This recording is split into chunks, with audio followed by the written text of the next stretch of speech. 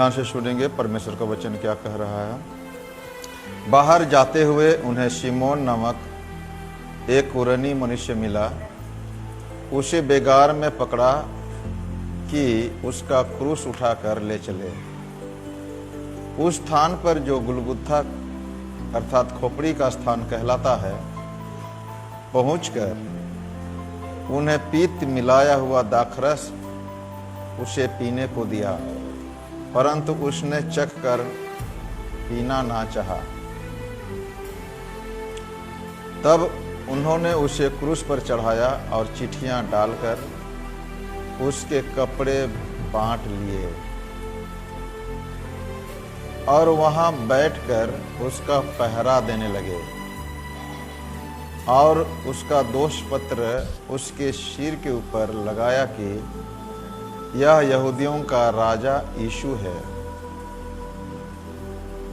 तब उसके साथ 2 डाकू, एक दाहिने और एक बाईं क्रूसों पर चढ़ाए गए। आने जाने वाले सिर हिला हिलाकर उसकी निंदा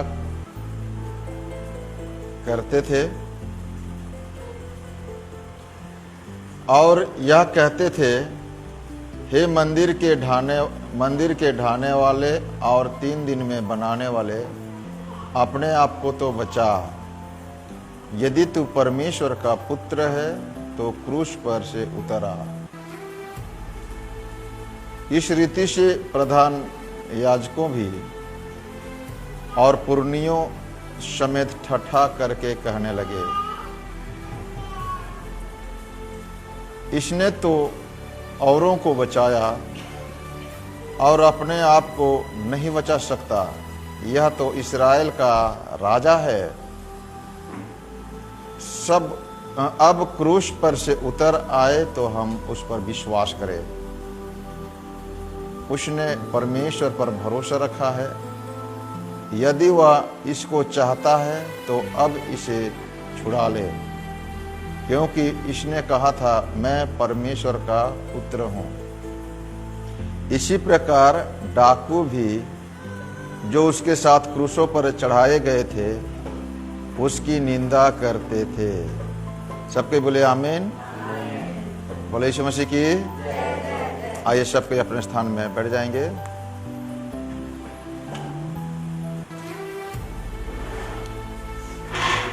यीशु मसीह का क्रूस मृत्यु के विषय में बीते कई सप्ताह से हम लोग चर्चा कर रहे हैं और कई बार मुझे आत्मा अगुवाई करता है कि कई महीनों तक, महीना भर हो गया शायद, है ना, हम एक एक सब्जेक्ट को लेकर, एक एक विषय वस्तु को लेकर, अध्याय को नहीं, विषय वस्तु लेकर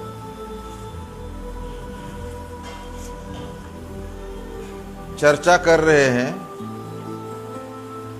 और संपूर्ण रीति से चर्चा कर रहे थे, गंभीरता के साथ चर्चा कर रहे हैं, ताकि आप विश्वासी लोगों को सुसमाचार का महत्व, सुसमाचार का उद्देश्य, सुसमाचार का गंभीरता को समझना अति आवश्यक है। हालेलुया।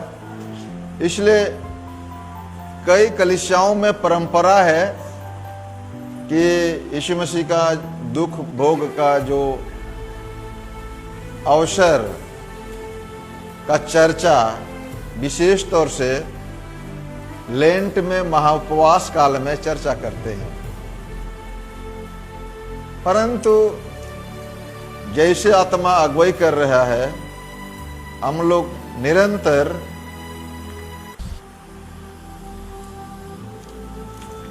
और घटनाक्रम का अनुसार वचन को हम लोग मनन करते हुए आगे बढ़ रहे हैं। हालेलुया।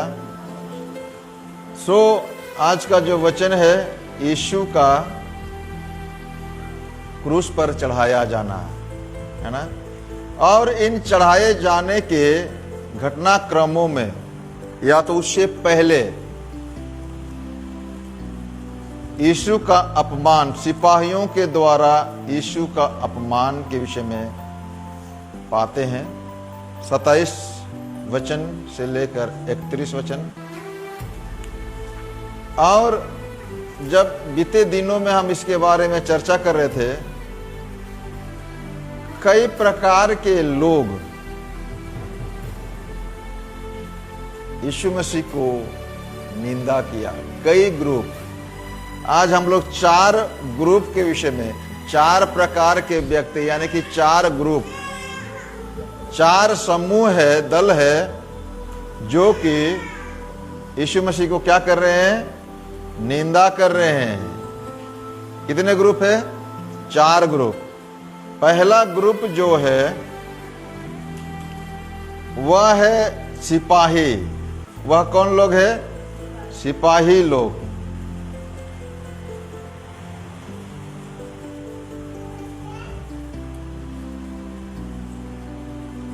उसके ऊपर दोष लगाए,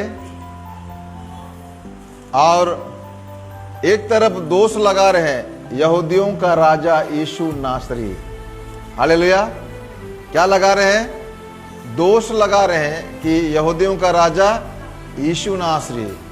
दूसरा तरफ क्या है? घोषणा पत्र है। क्या है? क्या है? घोषणा पत्र है। जांच पड़ताल होने के बाद ये निर्दोष है या दोषी है, इस बात का वर्णन किया जाता है मजिस्ट्रेट के द्वारा, हाकिम के द्वारा। पिलातुस ने अपने वर्णन में, अपने स्टेटमेंट में कहता है कि मैंने क्या इसके ऊपर कोई भी दोष नहीं पाया, मृत्यु दंड देने योग्य कोई भी दोष मैंने नहीं पाया है। ये कौन कह रहा है? यह पिलातुस कह रहा है। पिलातुस के पत्नी कह रहे हैं कि ये धर्मी मनुष्य है। ध्यान से सुनिए। इस पर भी लोग क्या कह रहे हैं? ये यहूदियों का राजा है। हालेलुया। दोष क्या लगा रहे हैं? उसको विरोध करने वाले, ध्यान से सुनिए, उसको विरोध करने वाले यह दोष लगा रहे हैं कि यह यहूदियों का राजा है।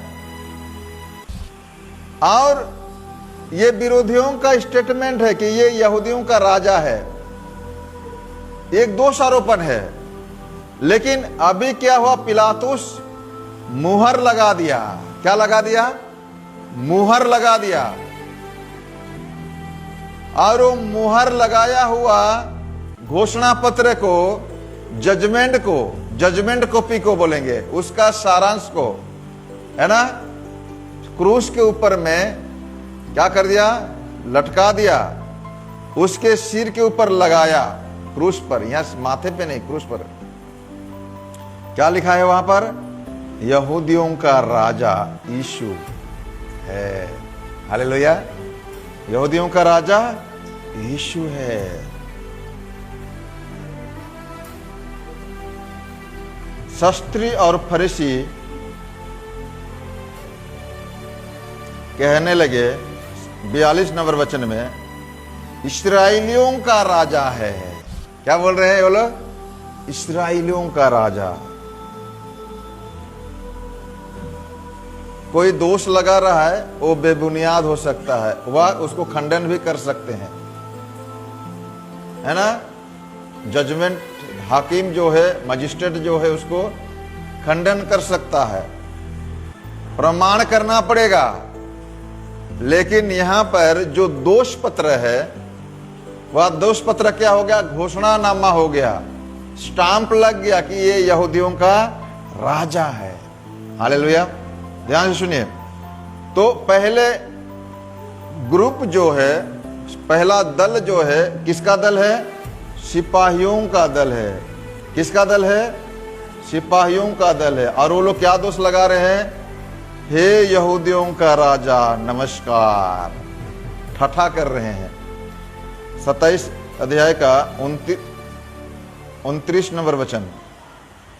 और कांटों का मुकुट गूंथ कर उसके ऊपर रखा, और उसके हाथ में सरकंडा दिया, और उसके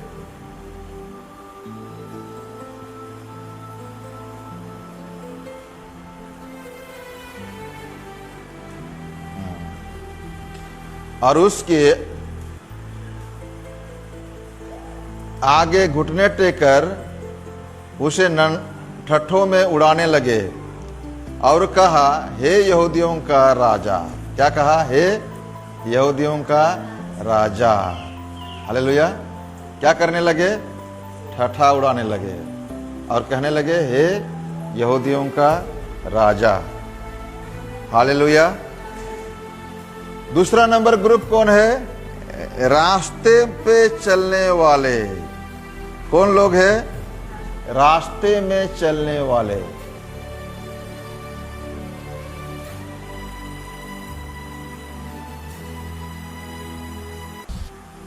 चालीस नंबर वचन, 39 और 40, यहां पर लिखा हुआ है, आने जाने वाले सिर हिला हिला कर उसकी निंदा करते थे। कौन लोग?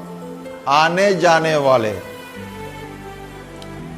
रास्ते में चलने वाले। जो पहाड़ पर लेकर गए हैं, उस पहाड़ के नीचे शायद रास्ता है, हाईवे है, नेशनल हाईवे हो सकता है, पता नहीं कौन सा रास्ता है, लेकिन यरूशलेम को जाने वाले या तो इसको यरूशलेम से बाहर आने वाले के लिए वो रास्ता होगा और लोग वहां से आना जाना कर रहे हैं। पहला है सिपाही लोग, दूसरा है रास्ते में चलने वाले लोग। निंदा कहकर, आने जाने वाले सिर हिला हिला कर, क्या करके? ऐसे बोल रहा है, सिर हिला हिला कर। हालेलुया। निंदा करते हैं और कहते हैं, हे मंदिर को ढाने वाले और 3 दिन में बनाने वाले, अपने आप को बचा। यदि तू परमेश्वर का पुत्र है तो क्रूस पर से उतर आ। हालेलुया। सबका एक ही चुनाव है, एक ही चुनौती है, सब एक ही चुनौती दे रहे हैं, तू परमेश्वर का पुत्र है तो नीचे उतरो। शैतान ने मत्ती रचित सुसमाचार 4 अध्याय का 3 और 4 में लिखा है, यदि तू परमेश्वर का पुत्र है तो आप पत्थर को बोलो क्या बन जाएगा? रोटी बन जाएगी। ये किसका वचन है? शैतान का वचन। अभी ये लोग वही शैतान का वचन बोल रहे हैं, शैतान का बोली बोल रहे हैं, है ना। यदि तू परमेश्वर का पुत्र है तो अपने आप को बचाओ। पहला दोष लगाने वाला कौन है? शैतान। यदि तू परमेश्वर का पुत्र है तो पत्थर को बोलो रोटी बनेगा। यदि तू परमेश्वर का पुत्र है तो अपने आप को क्रूस से उतारो, अपने आप को बचाओ और क्रूस पर से उतरा। ये दूसरा नंबर ग्रुप बोल रहा है। अभी तीसरा नंबर ग्रुप को देखेंगे। इसी रीति से प्रधान याजक भी शास्त्रियों और पुरनियों समेत ठट्ठा करके कहते थे, औरों को इसने बचाया और अपने आप को बचा नहीं सकता। या तो इस्राएल का राजा है, क्रूस पर से उतरा तो हम उस पर विश्वास करें। क्या बोल रहे हैं? क्रूस पर से उतर आएगा तो हम क्या करेंगे? विश्वास करेंगे। करेंगे क्या? और पकड़ेंगे, है ना। क्या बोले? क्रूस से उतर के आप बोलेगा तो विश्वास करेंगे बोल रहा है, लेकिन इतना इतना सिपाही है ना, क्या करेंगे? उसको फिर पकड़ के फिर क्रूस पर चढ़ाएंगे। होता है कि नहीं? जो आदमी मन नहीं फिराया है, जो आदमी विश्वास नहीं करता है, उसको जितना भी सुसमाचार सुनाओ, जितना भी उधर रोना धोना करके गवाही देने लग जाएगा, है ना, लेकिन वह अपने कुकर्म से मन नहीं फिराया हुआ है तो फिर और कुकर्म करने चल जाएगा। ये सदूकी, फरीसी, शास्त्री, ये लोग अपने आप को धर्मी तो समझ रहे हैं, लेकिन सुसमाचार पर विश्वास नहीं करते। ये अपने आप को धर्मी तो कह रहे हैं, लेकिन यीशु मसीह पर विश्वास, यीशु मसीह को ग्रहण नहीं करते, विश्वास नहीं कर रहे हैं। अभी अगर यीशु मसीह खुद को क्रूस से नीचे उतार भी दे, है ना, ये लोग बोल रहे हैं कि अपने आप को बचाओ, क्रूस से उतर के आ तो हम विश्वास करेंगे बोल रहे, लेकिन ये मन फिराए हुए लोग नहीं है। अगर यीशु मसीह क्रूस से उतर के आ भी जाए तो भी ये लोग मन फिराने वाले नहीं है, उल्टा फिर दोबारा क्या करेंगे उसको, अरे पकड़ो रे, क्रूस उतरा गया बोलेगा, हालेलुया। और क्या करेगा फिर, और पिलातुस के पास नहीं जाएगा, कहेगा पिलातुस तो ऑलरेडी जजमेंट दे दिया है ना।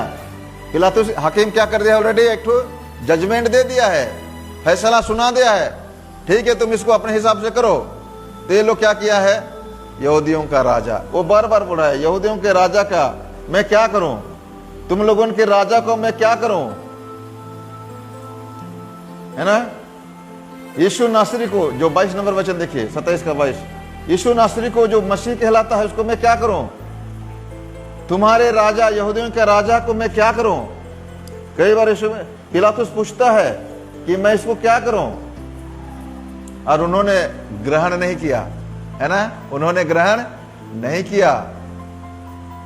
उन्होंने कहा नहीं, हमें यहूदियों का राजा नहीं चाहिए, हम इसको तिरस्कार करते हैं, हम इसको रिजेक्ट करते हैं, हमको इसको नहीं चाहिए। उसने किसको चाहा, बर्रब्बा को चाहा। किसको चाहा, बर्रब्बा। 26 नंबर वचन देखिए, उसने बर्रब्बा को उनके लिए छोड़ दिया और यीशु को कोड़े लगवाकर सौंप दिया। हालेलुया। तो इन्होंने, अगर यीशु मसीह क्रूस पर आ भी जाता उतर के, तो भी ये लोग विश्वास करने वाले ना होते। तो तीसरा नंबर ग्रुप कौन सा है, शास्त्री लोग, महायाजक लोग, है ना, और पुरनिया प्राचीन लोग, चर्च माने प्राचीन, पुरनिया मतलब समाज के अगुवे लोग, ये लोग भी उसे निंदा करने लगे। अभी चौथा नंबर ग्रुप, कितना नंबर ग्रुप, चौथा नंबर ग्रुप, वह है यीशु के साथ क्रूस पे लटकाए गए 2 डाकू में से एक डाकू। हालेलुया। इसी प्रकार डाकू भी जो उसके साथ क्रूस पर चढ़ाए गए थे उसको निंदा करते थे। हालेलुया। क्या करते थे, आइए हम लोग इसके विषय में लूका रचित सुसमाचार 23 अध्याय का 39 और 40 वचन पढ़ेंगे। लूका 23 का 39।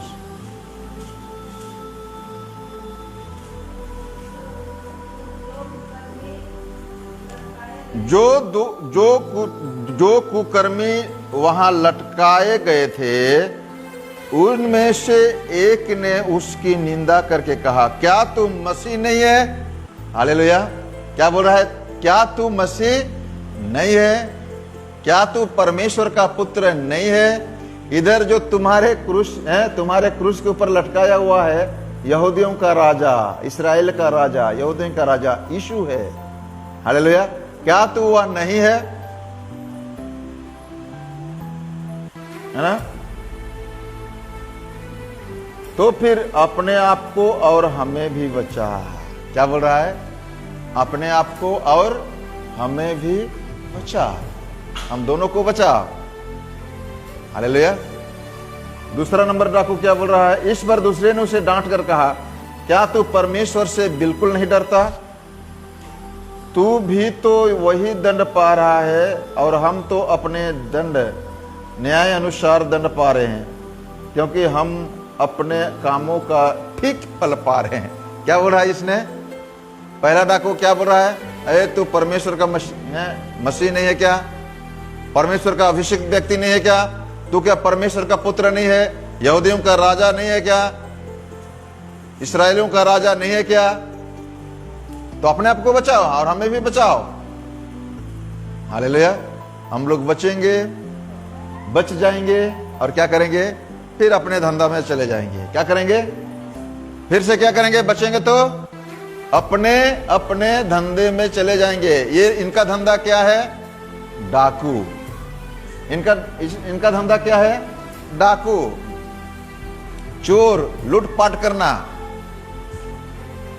और ये बोले कि हमें बचा, हम लोग छूट जाएंगे और अपना जिंदगी फिर से जिएंगे जैसे जी रहे थे।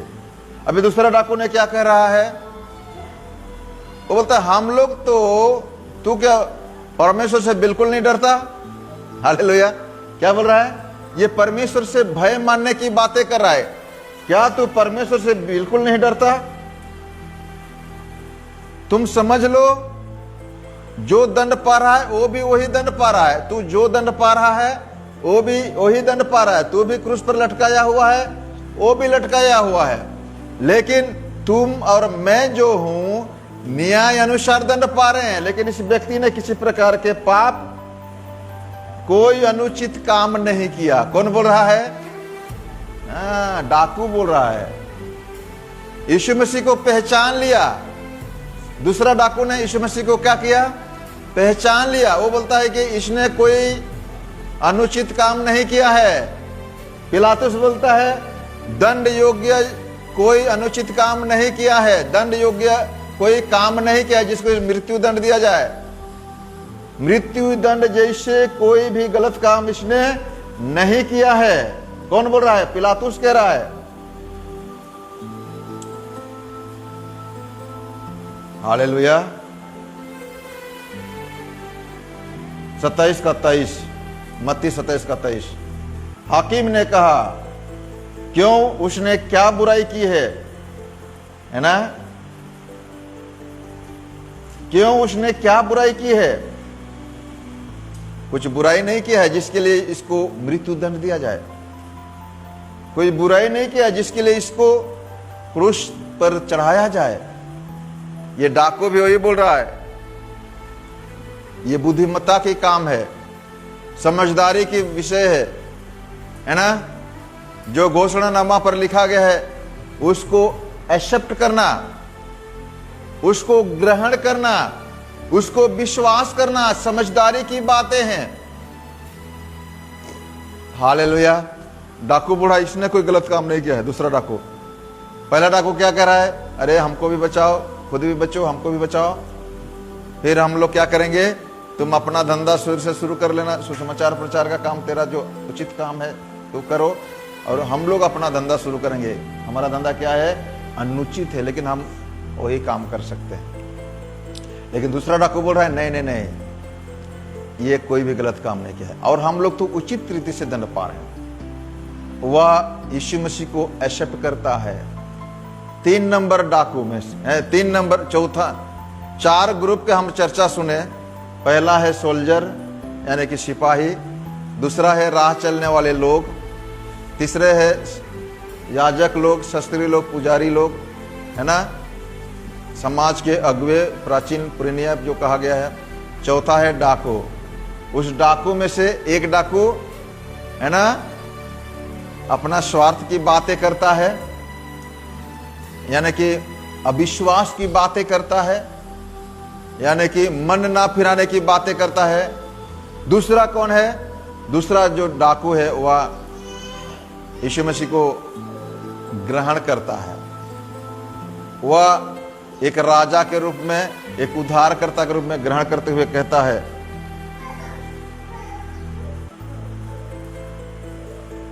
देखिए हम लोग पढ़ रहे थे लूका रचित सुसमाचार 23 का 39, आगे हम लोग पढ़ेंगे 42 नंबर वचन। तब उसने कहा, हे यीशु, जब तू अपने राज में आए तो मेरी सुधि लेना। हालेलुया। यीशु नसरी यहूदियों का राजा है, यीशु मसीह इस्राएलियों का राजा है, यीशु मसीह राजाओं का राजा है। इस बात को वह डाकू समझ लिया। कहता है, हे प्रभु, जब तू अपने राज्य में आना तो मेरी सुधि लेना। हालेलुया। मुझे त्याग मत देना, मेरी तू क्या करना? सुधि लेना। बोलो यीशु मसीह की, बोलो यीशु मसीह की। हमें सुधि लेना चाहिए। किसका सुधि लेना? यीशु मसीह हमें क्या करेगा? सुधि लेगा। हालेलुया। वो कहता है, मेरी सुधि लेना। सो यीशु मसीह का क्रूस पर चढ़ाया जाना। हालेलुया। यीशु मसीह के क्रूस पर चढ़ाया जाना आप और मेरे लिए श्रापित हो जाना, आपका और मेरे श्राप को अपने ऊपर ढोल देना। हालेलुया। हमारे श्रापों को अपने ऊपर ले लेना। हालेलुया। छुड़ाया। वह क्रूस पर चढ़ाया जाना मतलब क्या होता है?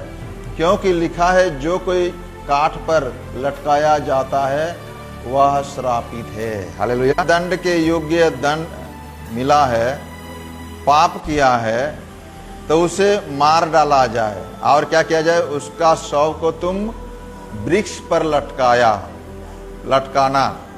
कहां पर लटकाना? काठ पर लटकाना। ये बोल रहा है। दूसरा क्या है? अगला कल जो है वो सब्बत का दिन है, विश्राम बार है। हालेलुया। तो इसलिए कल तक उसका दफनाने का प्रक्रिया क्या होना चाहिए? नहीं रहना चाहिए, आज ही रात को समाप्त हो जाना चाहिए, शाम तक समाप्त हो जाना चाहिए। क्योंकि यहूदियों का परंपरा के अनुसार शाम जैसे ही शाम होने लगा है ना, दूसरा दिन का शुरुआत हो जाता है। हालेलुया। दूसरा दिन का शुरुआत कब शुरू होता है?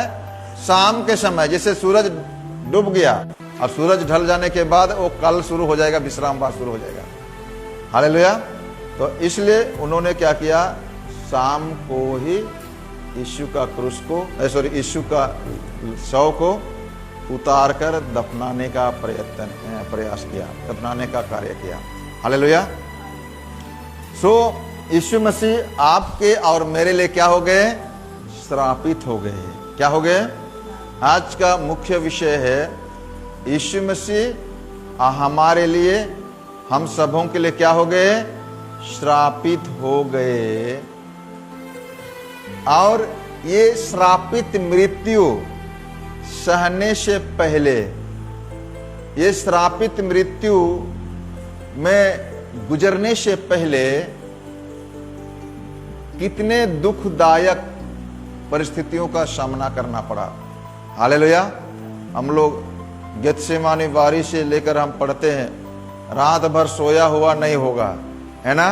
ये विभिन्न प्रकार के षड्यंत्र, विभिन्न प्रकार के दोष आरोपण, विभिन्न प्रकार के दोष ढूंढने लगे और इस तरह से एक शारीरिक वेदना, रात भर अनिद्रा रहना, दिन भर जागे और रात भर भी जागे गए, उन पर चांटे मारे, उनको दाढ़ी को नोचे, कांटे का मुकुट पहनाए, कोड़े का कोड़े बरसाए।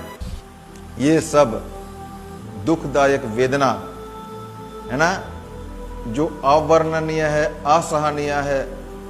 इसीलिए एक बार के लिए यीशु बोलता है कि हे पिता, तेरी इच्छा हो तो ये दुखदायक कटोरा मेरे सामने से क्या करो? हटा दो। ये मेरी सहनीय से बाहर है, मेरा समझ से बाहर है, मेरे बर्दाश्त करने से बाहर है। मैं इसको का राजा है। और सब ने उसको क्या समझा? श्रापित।